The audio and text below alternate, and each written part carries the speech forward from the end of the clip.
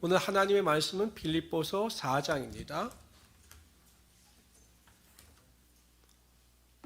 신약성경 322페이지 빌립보서 4장 10절에서 13절까지 말씀이 되겠습니다.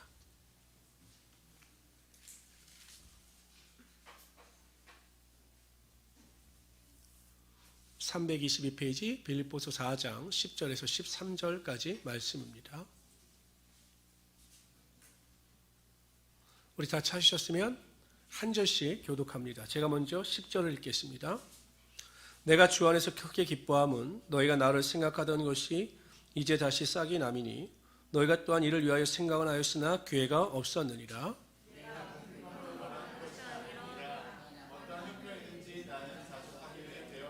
나는 비천에 처할 줄도 알고 풍부에 처할 줄도 알아. 모든 일 곧 배부름과 배고픔과 풍부와 궁핍에도 처할 줄 아는 일체의 비결을 배웠노라. 아멘. 저는 오늘 읽어드린 빌립보서 4장 10절에서 13절까지 말씀을 가지고 절대 능력 이와 같은 제목으로 하나님의 말씀을 전가하도록 하겠습니다. 미국에서 있었던 일입니다. 뉴욕의 빈민가에서 한 할머니 한 분이 혼자서 살고 있었습니다.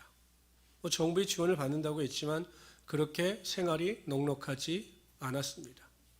그러다가 몇 달이 지난 뒤에 이분의 시신이 발견되어집니다. 홀로 살다 보니까 이제 홀로 고독사를 당한 거죠. 나중에 알고 보니 죽은 이유는 영양실조였습니다. 많은 사람들이 애도했습니다. 제대로 먹지 못해서 죽음을 당한 것에 대해서 책임감도 느끼고 많이 슬퍼했죠. 그런데 그 할머님의 방을 치던 사람들이 나중에 깜짝 놀랍니다. 그 이유가 무엇이냐면 그 할머님이 살던 거실에 카페트가 있었는데 그 카페트 밑에서 100만 달러나 되는 현금이 발견되었기 때문입니다. 100만 달러면 거의 10억 이상이죠. 그 어마어마한 돈이 있었음에도 불구하고 그 돈이 아까워서 제대로 사용하지 못하다가 영양실조로 그만 숨을 거두고 만 것입니다. 제가 대학교에서 조교로 일할 때 모시던 목사님이 들려주신 이야기입니다. 이 목사님은 젊으셨을 때 우리나라에서 가장 큰 기도원에서 일을 하셨는데 그 기도원에 먹을 것도 없는데 그렇게 쥐가 많았다라고 합니다. 쥐가 엄청 많았습니다. 그래서 그 쥐를 어떻게 처치할까 고민하다가 그래 고양이를 기르면 좀 쥐들이 사라지겠거니 생각을 해서 누가 기르던 고양이를 데려다가 풀어놓았습니다. 그런데 아무리 시간이 지나도 쥐의 숫자는 줄어들지 않는 거예요. 이상하다. 아니 고양이를 이렇게 갖다 놨는데 왜 쥐의 숫자가 줄지 않을까? 목사님이 생각을 하셨는데 어느 날 그 이유를 아셨습니다. 목사님이 이렇게 창고를 지나가고 있는데 고양이가 지나가다가 쥐를 발견한 거예요. 여러분 보통 고양이가 쥐를 발견하면 어떡합니까? 달려들어서 쥐를 물어서 죽이죠. 그리고 그것을 먹습니다. 근데 이 목사님이 가지고 온 고양이는 쥐를 보자마자 덤벼들어서 무는 것이 아니라 막 벌벌 떠는 겁니다. 쥐를 보면 잡아먹어야 되는데 이 고양이가 오히려 쥐를 보고 겁을 먹어서 막 벌벌 떠는 겁니다. 그래서 지금까지 쥐가 더 증식할 수밖에 없었던 거죠. 목사님은 너무나 허망해서 결국 데리고 온 고양이를 그냥 그 원래 주인에게 돌려주었다라고 합니다. 이 노숙자 할머니 이야기나 이 고양이 이야기가 우리에게 주는 공통점이 무엇이냐면 자신에게 능력이 충분히 있음에도 불구하고 그 능력을 제대로 사용하지 못하면 오히려 자신의 인생이 불행해지거나 자신의 삶에 피해가 오게 되어 있다는 것입니다. 만약에 그 할머님이 자신이 가지고 있는 이 100만 달러라고 하는 이 자산을 가지고 자신이 보람있게 살았더라면 충분히 행복하게 살 수 있었을 텐데도 그 돈이 아까워서 제대로 사용하지 못하다가 그렇게 비참하게 죽임을 당하고 말았던 것입니다. 우리 또한 그렇습니다. 우리는 하나님의 자녀입니다. 성도입니다. 그만큼 신분을 가지고 있는 자라면 하나님께서 주시는 절대적인 권력과 능력을 행하면서 살아갈 수 있을 텐데 의외로 예수 믿는 성도들이 이 할머님이나 고양이처럼 자신의 능력을 깨닫지 못하고 세상에서 그냥 비리비리 산다라는 거죠. 하나님의 자녀면 곧 하나님께서 그 자녀들에게 부어주는 권세와 능력이 있습니다. 어떠한 악도 대적할 수 있고 어떠한 상황 가운데서 모든 일을 해결할 수 있는 절대적인 능력이 주어지게 되어 있는 것이죠. 근데 그런 능력을 공급받지 못하는 겁니다. 아니, 있는데도 불구하고 그것을 제대로 사용하지 못하는 것입니다. 그래서 하나님의 뜻과 계획대로 살아가지 못하고 정말 이 세상 가운데에서 세상 사람들이 보기에도 보잘것없는 인생을 살아갈 수밖에 없는 것이죠. 오늘 본문의 주인공은 사도 바울입니다. 사도 바울이 지금 감옥에 있어요. 감옥에서 이 빌립보서를 기록하고 있는 겁니다. 빌립보 교인들에게 편지를 쓰고 있는 겁니다. 자유가 제한되어져 있죠. 얼마나 암울한 상황입니까? 여러분, 보통 감옥에 갇히게 되면 사람들은 우울증에 빠지거나 절망하고 포기합니다. 그런데 사도 바울은 뭐라고 고백합니까? 내게 능력 주시는 자 안에서 내가 모든 것을 할 수 있다라는 것입니다. 내가 기뻐할 수도 있고 하나님의 영광을 드러낼 수도 있다. 이렇게 말씀하고 있는 거죠.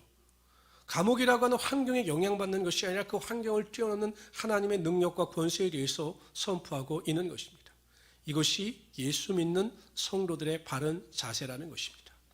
저는 오늘 시간 우리 모든 성도님들이 정말 그리스도 예수 안에서 하나님이 공급하시는 하나님의 절대 능력을 경험하고 그 은혜 가운데 살아가기 위해서 어떻게 해야 하는가에 대하여 살펴보려 함께 은혜를 나누고자 합니다.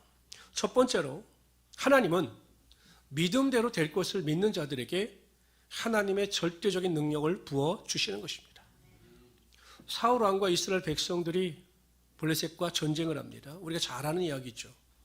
근데 그 블레셋 군대에는 누가 있었습니까? 블레셋 군대에는 누가 있었습니까? 네. 제가 왜 자꾸 질문을 하고 여러분들에게 성경을 읽으라고 하는 이유가 있어요. 그 이유는 무엇이냐면 예배는 드리는 것이 아니라 동참하는 것이에요. 구약 시대에 보면 여러분 사람들이 하나님께 제사 드릴 때 보면 같이 하나님의 말씀을 읽었거든요. 그래서 여러분 동참하라고 그러시는 거니까 저를 똑바로 쳐다보시고 물으실 때 기분 좋게 대답해 주시기를 바랍니다. 그리고 얼굴도 좀 피세요. 뭐 고난 가운데 있다 오셨습니까? 이렇게 다들 얼굴이 그늘이 있으십니까? 아, 마스크를 써서 그렇구나. 네. 그 골리앗으로 인하여 이스라엘 군대의 사기는 완전 저하가 되어 있었습니다. 싸울 생각조차 못하는 거예요. 그때 형들의 안부를 묻기 위해서 다윗이 갑니다. 다윗이 보니까 너무 속상하죠. 하나님의 자녀들인데 하나님께서 택하신 백성들인데 저 할례 받지 못한 이방인들에게 조롱과 멸시를 당하는 것을 보니 화가 나서 견딜 수가 없었던 겁니다.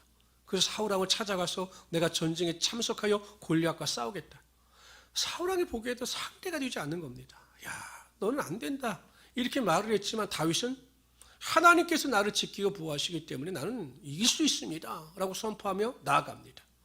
근데 여러분, 이 다윗이 골리앗과 싸움에 앞서 그 골리앗을 향하여 선포하는 그 선포의 내용이 나옵니다. 다 같이 한번 읽어봅시다. 시작. 다윗이 블레셋 사람에게 이르되 너는 단창으로 내게 오거니와 나는 여호와의 이름 곧 내가 모욕하는 이스라엘 군대의 하나님의 이름으로 내게 가노라. 여기까지 우리가 잘 알고 잘 읽는 내용이고 설교 때도 많이 들은 내용입니다. 근데 여기에 덧붙여서 다윗이 이렇게 선포합니다. 읽어봅시다. 오늘 여호와께서 너를 내 손에 붙이시리니 내가 너를 쳐서 내 머리를 베고 블레셋 군대의 시체로 오늘 밤 공중의 새와 땅의 들짐승에게 주어 온 땅으로 이스라엘 하나님이 계신 줄 알게 하겠고 47절 또 여호와의 구원하심이 칼과 창에 있지 아니함을 이 무리로 알게 하리라. 전쟁은 뭐라고 고백합니까? 이미 하나님께서 너 골리앗을 내 손에 붙였기 때문에 내가 너를 이길 수밖에 없다라는 것입니다. 사람들이 보기에는 다윗이 100점 100패할 것이다 라고 판단하지만 다윗은 하나님께서 골리앗을 내 손에 붙이셨다라고 하는 믿음이 있었기 때문에 나는 반드시 이긴다라고 선포한 것이죠. 하나님께서는 믿는 것을 그대로 이루어질 수 있도록 다윗에게 능력을 부어주셔서 다윗을 통하여 골리앗을 물리칠 수 있는 권능이 나타나게 하여 주셨던 것입니다. 이스라엘 백성과 사울에게는 그러한 믿음이 없었던 겁니다. 우리가 믿음으로 나가면 하나님께서 승리케 하신다라고 하는 믿음이 없었기 때문에 그렇게 비굴하게 그 전쟁에 임할 수밖에 없었던 거죠. 어렸을 때부터 귀신 들려 고통을 당하는 아들을 데리고 아버지가 예수님 앞에 나와요. 예수님 그때 계시지 않으셨습니다. 제자들도 나름대로 귀신을 쫓아내고 병을 고쳐본 능력이 있었기 때문에 그 귀신을 쫓아내려고 엄청 노력을 하는데 그 귀신을 쫓아낼 수가 없었습니다. 그래서 막 우왕좌왕하고 있는데 그때 예수님께서 오셨습니다. 무엇을 하고 있느냐 물으신 다음에 예수님께서 그 아이에게 있는 귀신을 내어 쫓으셨죠. 근데 그 전에 이 아이의 아버지가 뭐라고 이야기를 하냐면 제자들이 하는 행위를 보니까 믿음이 가지 않는 거예요. 그래서 예수님께 대해서 이렇게 이야기를 합니다. 할 수만 있거든 예수님 우리를 불쌍히 여기셔서 우리를 좀 도와주십시오라고 이야기를 합니다. 고쳐달란 말을 안 해요. 그냥 도와주십시오라고 이야기를 합니다. 그러니까 예수님의 능력에 대해서 회의를 가졌던 거죠. 그냥 도울 수 있을 만큼만 우리를 도와주십시오라고 이야기를 했습니다. 그랬더니 예수님께서 호통을 치셔요. 할 수 있거든이 무슨 말이냐. 믿는 자들에게는 능치 못할 일이 없느니라 라고 말씀하신 다음에 그 아이의 아버지가 믿음 없는 것을 도와달라고 고백하고 선포할 때 그 아들의 병을 고쳐주셨던 것입니다. 근데 여러분 왜 우리가 다윗처럼 또한 예수님의 말씀처럼 그런 하나님의 절대 능력을 체험하지 못하며 살아가는 것일까요? 아니 다윗에게 역사하셨던 하나님은 오늘도 살아 역사하시며 우리에게 똑같은 능력을 베푸시기를 원하시는데 왜 다윗이 경험했던 그 하나님, 절대 능력을 부어주셨던 그 하나님을 왜 우리는 이 시대 가운데 제대로 경험하지 못하느냐라는 것입니다. 한 가지 이유밖에 없습니다. 한 가지 이유밖에 없어요. 그 이유가 무엇이냐면 그렇게 될 것을 믿지 못하기 때문입니다. 그렇게 될 것을 믿기만 하면 되는데 그것을 믿지 못하고 항상 마음속에 의심이 자리 잡고 있기 때문에 하나님의 능력이 우리에게 임하지 않는 것입니다. 기독교 신앙은 머리로 하는 것이 아니에요. 세상은 머리가 좋으면 성공할 수 있죠. 머리가 좋으면 공부도 잘하고 좋은 성적을 얻어서 좋은 대학교 나오고 업무 처리를 잘해서 성공할 수 있습니다. 그러나 기독교 신앙은 절대 그렇지 않아요. 오히려 기독교 신앙은 제가 보기엔 머리가 좋으면 신앙이 더 힘이 듭니다. 생각이 많아지기 때문에 자신의 생각을 의지하기 때문에 오히려 더 힘들어집니다. 우리의 신앙은 마음으로 하는 것이고 행동으로 하는 것입니다. 마음으로 믿어서 될 것을 믿고 입으로 시인하고 행함으로 실천하면 하나님께서 그 마음의 믿음과 행위를 보시고 그의 삶에 하나님의 절대적인 능력이 임하게 하여 주시는 거죠. 세상 사람들은 그 사람이 얼마나 똑똑한가를 보지만 하나님은 그 사람이 얼마나 굳건한 믿음을 가지고 있는가를 보시고 그 믿음대로 바라는 것을 기대하고 소망할 때 능력을 주셔서 그 행위를 이루어 가시는 것입니다. 가난의 문제를 한번 생각해 보십시오. 가난한 게 하나님의 뜻일까? 아닐 거예요. 제가 부모라면 제 아들이 가난하게 사는 것보단 그래도 나름대로 누리면서 살아가는 것을 원하실 것입니다. 근데 많은 분들이 많이 가난해요. 그리고 그 가난 속에서 가난을 마치 운명인 것처럼 받아들입니다. 아니에요. 우리가 하나님 안에서 부요의식을 가지고 믿음 안에서 최선을 다하고 성실히 행하며 하나님께 지혜를 구하면 하나님께서 그 길을 보여주시고 최선을 다하는 자에게 능력을 주셔서 우리 가운데 반드시 물질의 축복을 허락하여 주시는 것입니다. 우리는 하나님의 뜻대로 구하고 하나님의 뜻대로 행한다고 하면서 여전히 내 생각대로 내 뜻대로 기도하지 않고 행하고 움직이기 때문에 하나님의 권세와 능력이 임하지 않는 거예요. 그래서 하나님의 축복을 누리지 못하는 겁니다. 엄밀하게 말하면 그런 하나님의 능력을 구하지 않았던 거죠. 직장도 마찬가지입니다. 어떻게 기도해야 합니까? 하나님의 뜻대로 하나님이 원하시는 직장을 위하여 기도하고 간구하며 그렇게 될 것을 믿고 선포하면 하나님께서 반드시 그 길로 인도하여 주시는 것입니다. 병의 문제도 마찬가지입니다. 하나님께서 제일 싫어하시는 것이 병약의식이에요. 나는 이래서 아프고 나는 저래서 아프니 내 병은 고침받을 수 없다. 이렇게 생각하는 자에게 병 고침의 역사는 나타나지 않습니다. 내가 어떠한 질병 가운데 고난을 당한다 할지라도 믿는 믿음을 가지고 손 놓고 기도할 때마다 하나님 안에서 강건의식을 가지고 나갈 때마다 내 병을 고쳐주시고 은혜와 능력을 함께하여 주신다 라고 믿는 자에게 병 고침의 역사가 반드시 나타나게 하여 주시는 것입니다. 여러분 예전에는 병의 문제로 해결을 했죠. 그러나 요즘에 의사들이 병을 연구하면 연구할수록 육체적인 병은 결국 마음의 병이라는 것입니다. 마음의 병. 스트레스를 얼마나 받느냐, 얼마나 걱정하고 염려하느냐, 그것이 육체의 질병으로 나타나게 되어 있다는 것입니다. 그러므로 우리가 믿음을 가지고 견고하며 흔들리지 않고 모든 병을 물리칠 수 있다라고 하는 마음을 가지고 나가게 되면 그 병을 이길 수 있는 하나님의 능력이 반드시 여러분 삶 가운데 임하게 하여 주시는 것입니다. 자꾸 우리는 어떤 환경 가운데 임하게 되면 나에게 집중해요. 나라는 사람에게 집중합니다. 여러분, 나라는 사람은 정말 보잘것없어요. 그렇기 때문에 여러분, 나를 바라볼 때마다 실망하고 좌절하는 것 아니겠습니까? 나의 백그라운드라든지 나의 스펙이라든지 나의 능력을 가지고 보면 얼마나 내가 보잘것없는 인생입니까? 우리가 사사기를 연구하다 보면 입다 같은 사람은 기생의 아들이었어요. 보잘것없는 스펙을 가진 자였습니다. 그런데 하나님께서 붙드시고 그에게 능력을 주시니까 그가 사사로 크게 쓰임을 받고 하나님의 능력을 발휘하지 않습니까? 성도 여러분, 우리는 하나님 안에서 견고한 믿음을 가지고 하나님의 일하심을 기대하고 소망해야 합니다. 내가 어떠한 환경 가운데 있다 할지라도 내 기도하는 기도 제목이 있다면, 내 가정을 위해서, 직장을 위해서, 사업장을 위해서 기도하고 있는 기도 제목이 있다면 그것이 이루어질 것을 믿고 믿음을 가지고 선포하며 믿음의 결단을 내리시기를 바랍니다. 그러면 반드시 하나님께서 여러분들에게 그러한 능력을 주셔서 그러한 일을 능히 행할 수 있게 하시며 하나님의 영광이 여러분 삶 가운데 반드시 임하게 하여 주실 것입니다. 두 번째로, 성령 충만한 자들에게 하나님은 반드시 하나님의 절대 능력을 부어주십니다. 어떠한 사람들이요?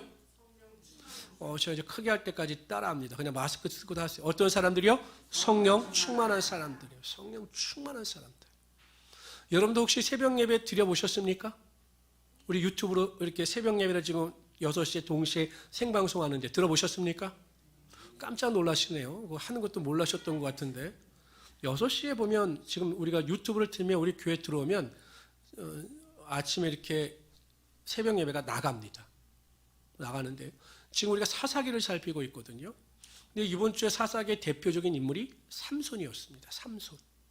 근데 우리가 삼손을 살펴보다 보면 성령에 대한 것을 배우게 되는데, 구약 시대에는 성령을 하나님께서 어떻게 부어주셨냐면 필요할 때마다 부어주셨어요. 그리고 그 사명이 끝나면 성령이 떠나가십니다.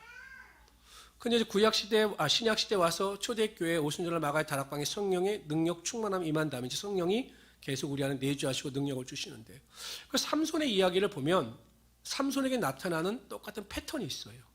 하나님께서 어떤 큰 일을 감당하실 때 꼭 나타나는 그 문장의 내용이 뭐냐면 성령, 여호와의 영이 갑자기 임했다. 아니면 여호와의 영이 크게 임했다. 이런 내용이 나와요. 대표적인 내용이 어떤 내용이냐면 낙이 쇠뼈, 낙이 턱뼈, 새 낙이 턱뼈를 가지고 삼손이 블레셋 사람들 1000명을 죽입니다. 몇 명을 죽인다고요? 1000명을 때려 죽여요. 가능할까요? 1000명을? 물론 그 삼손이 타고난 힘과 능력도 있었지만 그때 성경에 보면 뭐라고 기록되어지냐? 성령이 갑자기 여호와의 영이 그에게 임했다라고 기록하고 있어요. 성령의 능력이 임하게 되자, 성령의 권능의 능력이 임하게 되자 삼손이 그 낙이 턱뼈를 가지고 불가능할 것 같았던 그 1000명을 쳐 죽이는 하나님의 사명을 감당하게 되더라는 것입니다. 예수님께서 부활하셨죠? 그리고 이 땅에서 얼마 동안 제자들을 가르치셨습니까? 40일 동안 가르치셨습니다. 그리고 예수님께서 승천하셔요. 그러니까 예수님께서 승천하실 때 마지막 남긴 유언의 내용이 마태, 마가, 누가, 사도행전이 조금씩 내용이 달라요. 마가복음에 보면 예수님께서 이렇게 말씀하셨습니다. 마가복음 16장 15절 18절에 보면 또 가라사대 너희는 온 천하에 다니며 만민에게 복음을 전파하라. 믿고 세례를 받는 사람은 구원을 얻을 것이요 믿지 않는 사람은 정죄를 받으리라. 믿는 자들에게는 이런 표적이 따르니 곧 저희가 내 이름으로 귀신을 쫓아내며 새 방언을 말하며 뱀을 집으며 무슨 독을 마실지라도 해를 받지 아니하며 병든 사람에게 손을 얹은 즉 나으리라. 이러한 권세와 능력이 임할 것이다. 이렇게 약속하셨어요. 그런데 사도행전에 보면 예수님께서 승천하시기 전에 제자들에게 간단하게 설명하실 때 뭐라고 말씀하시냐면 사도행전 1장 8절에 보면 오직 성령이 너희에게 임하시면 너희가 권능을 받고 예루살렘과 온 유대와 사마리아와 땅끝까지 이르러 내 증인이 되리라. 이렇게 말씀하셨거든요. 성령이 임하면 권능이 임할 것이다. 그 권능의 내용이 무엇이냐? 마가복음에서 말씀하고 있다는 것입니다. 마가복음에 말씀하신 믿는 자들에게 나타나는 표적인 거죠. 귀신을 쫓아내고 새 방언을 말하고 뱀을 집어도 어떤 해를 받지 않으며 독을 먹어도 해를 받지 아니하며 병든 사람에게 손을 얹은 즉 낫는 하나님의 역사가 성령의 권능을 통해서 반드시 나타나게 된다는 것입니다.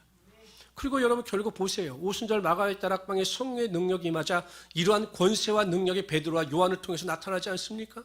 성전 미문에 앉아서 구걸하던 그 안전뱅이에게 나사렛 예수님을 일어나 걸어라 라고 선포하니 안전뱅이가 일어나 걷는 하나님의 역사가 나타나게 되었던 것입니다. 이처럼 성령은 우리가 연약하여 할 수 없는 그것들을 성령의 능력을 통해서 권세를 통해서 그 일을 가능케 하시며 우리에게 능치 못할 일이 없게 하신다라는 것입니다. 안수 집사님 분이 한 분 계세요. 안수 집사님이에요. 근데 이분이 굉장히 사회적으로 똑똑하셨습니다. 공부도 잘해서 좋은 대학교 나오고 대기업에 들어가서 승진 시험 볼 때마다 이제 승진을 하셨죠. 교회에서도 얼마나 열심히 봉사했냐면 아주 최연소로 안수 집사가 됐으니까요.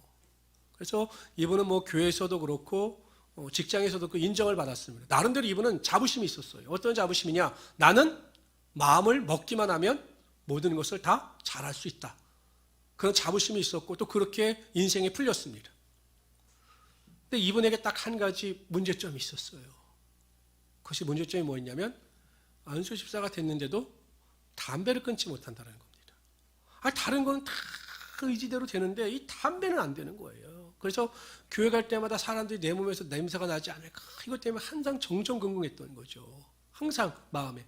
근데 아무리 기도해도 안 되는 거예요. 끊어야 되는데. 그런데 어느 날 이제 신년 축복성회 때 강사 목사님이 오셔서 말씀하시기를 성령 충만을 받기 원하는 사람들은 이 앞에 와서 무릎을 꿇고 기도하십시오 라고 말씀을 하실 때 나와서 간절히 기도하다가 성령의 능력을 받았습니다. 그냥 가슴이 뜨거워지고 막 손발이 뜨거워지는 성령의 능력을 체험했습니다. 막 세상을 다 얻은 것 같이 기뻐서 어쩔 줄 몰랐습니다. 그리고 집에 딱 들어왔는데 그 책상 속에 있는 담배를 보는 순간 구역질이 나서 견딜 수가 없어서 담배를 끊었습니다 라고 하는 이야기를 하셨습니다. 그때 그분이 느꼈다라고요. 내 의지대로 할 수가 없었는데 성령께서 역사하시니 내 의지를 이길 수 있는 능력을 주셨다라고 간증을 하셨습니다. 그래서 저는 술, 담배 하는 거에 대해서 크게 개의치 않아요. 부끄러워하실 필요는 조금은 있겠지만 그것 때문에 연냐 걱정하지 마십시오. 때가 되면 다 하나님께서 하시는 거예요. 제가 알던 청년 하나가 초등학교 5학년 때까지 한글을 못 읽었어요.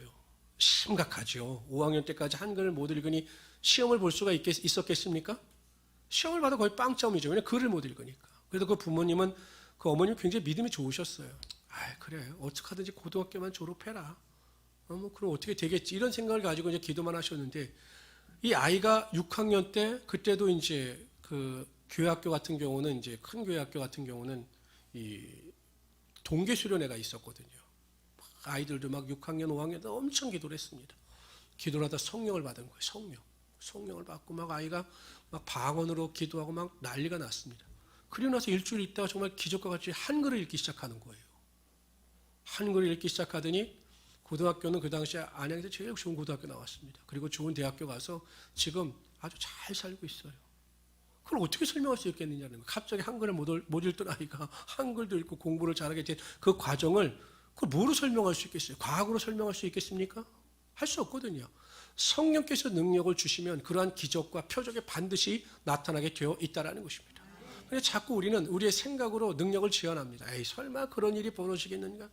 여러분, 만물을 말씀으로 창조하시고 세상을 주관하시는 하나님의 능력에 제한이 없는데 그 성령의 능력을 통해서 우리에게 나타나는 그 능력에 무슨 제한이 있을 수 있겠느냐라는 것입니다. 예수님께서 뭐라고 말씀하셨습니까? 나를 섬기는 자는 내가 하는 일을 그도 할 것이요 그보다 더한 일도 할 수 있다 이렇게 말씀하셨거든요. 우리가 성령 충만을 받게 되면 항상 하나님께서 그 성령의 능력 가운데 하나님의 부어주시는 권세와 능력을 통해서 모든 것을 가하게 하여 주시는 것입니다. 그래서 우리 모든 성도님들은 매일 성령 충만을 사모하는 귀한 성도님이 되시기를 주님의 이름으로 축원합니다. 세 번째로요. 하나님은 하나님의 능력을 사모하는 자들에게 반드시 절대 능력을 허락하여 주십니다. 엘리사가 12결이, 그러니까 여러분 한 결이가 두 마리거든요. 두 마리를 이렇게 엮어놓은 걸 한 결이라고 그래요. 그럼 12결이는 몇 마리입니까? 24마리의 소를 가지고 밭을 갈고 있었어요. 그럴 때 엘리야가 와서 겉옷을 벗어서 엘리사에게 던집니다. 보통 이 겉옷을 던진다라고 하는 것은 그 당시의 풍습에 의하면 내가 너를 내 후계자로 지명했다라는 것이거든요. 그랬더니 이제 엘리사가 소 2마리를 잡아서 잔치를 배설하고 농기구를 다 불살라버리고 엘리야를 따라 나섭니다. 근데 길갈에 이르렀을 때 이제 엘리야가 그만 됐다. 여기서 너는 머물러 있어라. 나는 하나님께서 부르셔서 나는 베델로 가야 한다라고 말을 하니까 끝까지 포기하지 않고 따라 나서는 겁니다. 길갈까지 가죠. 또 여리고까지 가고 또 여리에서 요단까지 끝까지 쫓아갑니다. 포기하지 아니하고. 나중에 이 엘리야가 엘리사의 마음을 읽은 거예요. 그래서 이렇게 이야기합니다. 하나님께서 곧 나를 취하실 터인데 네가 나에게 원하는 것이 있으면 구하라. 이렇게 말을 합니다. 그랬더니 엘리사가 말하기를 당신이 성령의 능력으로 행했던 그 능력의 갑절을 나에게 주십시오 라고 이야기를 합니다. 근데 여러분, 갑절이라고 하는 것은 장자가 주시는 하나님의 그 축복이었어요. 그 레위기나 이런 율법에 보면 장자, 하나님의 첫 열매들은 다른 자녀들보다 갑절로 그 유산을 이어받았거든요. 그러니까 엘리사는 엘리야에게 갑절의 영감의 능력을 달라고 구한 것입니다. 세상의 권력을 구한 것도 아니고 재물을 구한 것도 아니고 명예를 구한 것도 아니고 영적인 능력이 나에게 갑절이 있기를 원합니다 라고 간절히 원했을 때 하나님께서 엘리야를 통해서 엘리사에게 그러한 갑절의 능력을 허락하여 주셨던 것입니다. 제가 이렇게 보면 제가 굉장히 운동을 잘하거든요. 운동을 잘한다 그러면 이건 교만이니까 운동을 좋아하거든요. 근데 이제 이렇게 운동을 하다 보면 목사님들의 성격이 나와요. 성격이 나오는데 굉장히 지기 싫어하는 분들이 있어요.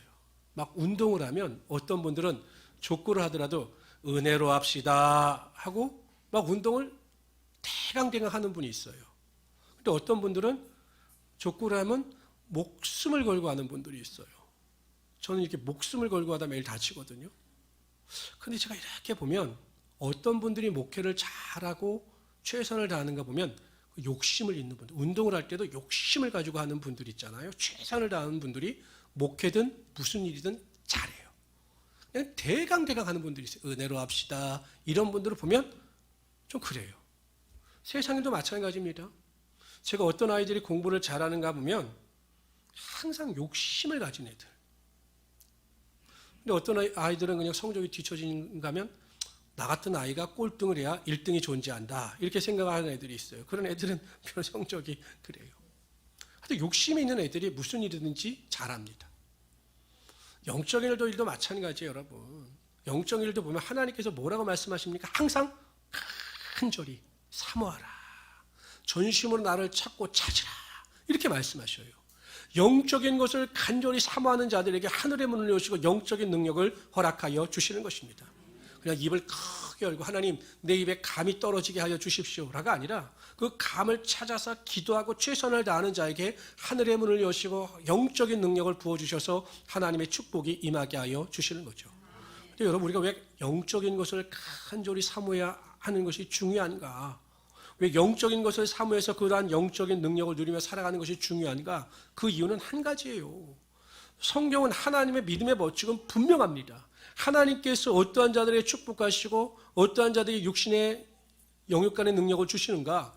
먼저 그의 나라와 그의 의를 구하는 자들에게 하나님께서 모든 것을 채워주신다라고 약속하셨기 때문에 영적인 것을 사모하여 하나님 안에서 영적으로 바로 선 자들에게 우리가 구하는 것이나 생각하는 것보다 넘치도록 하나님의 축복이 반드시 임하게 하여 주시는 것입니다. 그러니까 여러분, 항상 우리가 무슨 일을 할 때든지 영적인 것을 먼저 사모해야 합니다. 하나님, 내가 기도의 사람이 되게 하시고 내가 예배의 사람이 되게 하시고 내가 말씀의 사람이 되게 하시고 내가 전도의 사람이 되게 하시고 내가 성령의 사람이 되게 하여 주십시오 라고 영적인 것을 간절히 사모할 때 그것을 채워주시고 채워주신 뒤에 우리의 삶의 육신의 모든 피해를 채워주셔서 넉넉히 넘치는 역사가 나타나게 하여 주시는 것입니다. 그래서 여러분, 저는 이렇게 볼 때 어떤 분들을 가장 염려가 되냐면 고난을 당하고 환난을 당해도 여전히 믿음의 자리에서 믿음을 지키고 기도와 말씀에 최선을 다하는 자들은 제가 걱정하지 않아요. 왜냐하면 그 고난 가운데 여러분, 고난 가운데 하나님께서 축복을 주셔서 영광으로 만드실 것을 믿기 때문이죠. 근데 제가 어떤 사람이 걱정되냐면 여전히 기도하지 않는데, 여전히 믿음 안에서 살아가지 않는데, 여전히 말씀을 멀리하고 살아가는데 잘 되는 사람들, 사업도 잘 되고 직장도 잘 되고, 이런 사람들이 오히려 저는 더 걱정이 된다라는 것입니다. 왜냐하면 그런 사람들은 믿음에서 멀어질 확률이 거의 100%예요. 영적인 능력에 바로 서 있는 사람들은 제가 걱정할 이유가 없죠. 그러나 영적인 능력 가운데 바로 서 있지 못하는 자들이 자꾸 세상에서 기웃기웃대는 것, 그것이 저는 가장 염려가 된다라는 것입니다. 저는 우리 모든 성도님들이 항상 영적인 것을 사모하셔서 영적인 권세와 능력을 누리며 승리하며 살아갈 수 있는 우리 성도들이 되시기를 주님의 이름으로 축원합니다. 여러분 어떠세요? 부모가 자녀를 바라볼 때마다 내 자녀가 이렇게 자라났으면 좋겠다라고 하는 나름대로의 바람이 있지 않습니까? 대부분의 부모들은 우리 아이가 건강하게 자랐으면 좋겠다. 우리 아이가 자라서 행복하게 살았으면 좋겠다. 우리 아이가 지혜롭게 살았으면 좋겠다. 이런 마음들을 다 가지고 있을 겁니다. 근데 모든 부모들이 공통적으로 가지는 그 마음이 있어요. 어떠세요, 여러분? 자녀를 가진 엄마나 아빠들이 자녀들에게 원하는 가장 큰 바람이 무엇일까요? 무엇이라고 생각하십니까? 내 자녀가 어떻게 자랐으면 좋겠다. 어떤 사람이 됐으면 좋겠다. 어떤 바람이 제일 클까요? 그건 거짓말입니다. 행복한 사람은 거짓말이에요. 제일 좀 공부 잘하는 학생이 됐으면 좋겠다예요. 공부 잘하는 애가 됐으면 좋겠다. 이게 부모들의 가장 큰 바람이거든요. 근데 저는 제 자녀들이나 우리 부모님들이 가지는 바람이 이랬으면 좋을 것 같아요. 하나님도 마찬가지셨죠. 보세요. 하나님께서 우리를 빛과 소금이라고 말씀하셨어요. 세상의 썩어짐을 방지하는 소금, 어둠을 밝히는 빛. 너희가 그렇게 살아감으로 세상에서 영향력을 발휘해야 한다라고 말씀하셨습니다. 제가 제 자녀들이나 여러분들의 자녀들에게 원하는 것도 그런 거죠. 믿음의 영향력을 발휘하는 자들.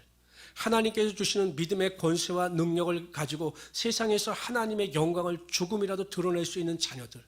그렇게 살아가기를 저는 바랍니다. 근데 하나님의 마음도 마찬가지예요. 여러분 생각해 보세요. 제가 제 자녀들을 낳았습니다. 지금 잘 자라고 있습니다. 근데 매일 제 자녀들이 저에게 와서 아버지 나는 왜 이 모양이에요? 나는 왜 지혜가 없어요? 왜 나에는 능력이 없어요? 나는 왜 되는 일마다 하는 일마다 되는 일이 없어요? 왜 나는 매일 몸이 아파요? 왜 나는 인생이 이렇게 힘들기만 해요? 라고 말하면 그 말을 듣는 부모의 마음이 어떻겠습니까? 저는 그렇게 말할 겁니다. 얘야, 네가 아무리 힘들고 어려워도 내가 너를 도울 수 있고 네 어려움과 고난을 해결해 줄 수 있는 능력이 아빠에게는 있기 때문에 그것을 베풀어 줄 수 있단다라고 그를 격려할 것입니다. 하나님의 마음도 마찬가지예요. 우린 여러분 그렇게 세상 말로 하면 비루한 인생이 아닙니다. 연약한 인생이 아닙니다. 보잘것없는 인생이 아니에요. 예수 그리스도의 십자가 보혈의 은혜와 능력으로 우리가 구원받고 그 은혜 가운데 거하는 자들이기 때문에 저와 여러분은 대단한 사람들입니다. 그런 자부심을 가지고 매일 하나님의 부어주시는 하나님의 능력을 체험하며 살아가시는 우리 귀한 성도들이 되시기를 주님으로 축원합니다. 그러기에 첫 번째, 어떤 환경에 있든 무슨 일을 당하든지 간에 항상 최악과 끝을 생각하지 마시고 최상과 최고를 생각하셔서 믿음대로 될 것을 믿고 입술로 시인하고 고백하고 선포하며 나가시는 우리 성도들이 되시기를 바랍니다. 그러면 하나님께서 지혜도 주시고 능력도 주셔서 반드시 그 일이 성취되는 역사가 여러분 가운데 나타나게 될 것입니다. 두 번째, 성령 충만하십시오. 성령 충만한 사람은 항상 기도합니다. 기뻐합니다. 쉬지 않고 하나님 앞에 범사에 감사합니다. 성령 충만을 받게 되면 하나님께서 지혜도 주시고 능력도 주셔서 능치 못할 일이 없게 하여 주시는 거죠. 세 번째로 사모하십시오. 간절한 것을 사모하여 하나님의 신령한 은혜와 능력을 체험하는 자들에게 하나님께서 하늘의 문을 여시고 우리의 삶의 모든 필요한 것을 반드시 채워 주실 것입니다. 그러한 능력을 믿고 절대 능력을 사모함으로 그러한 능력 가운데 거하시는 우리 귀한 성도들이 되시기를 주님의 이름으로 축원합니다.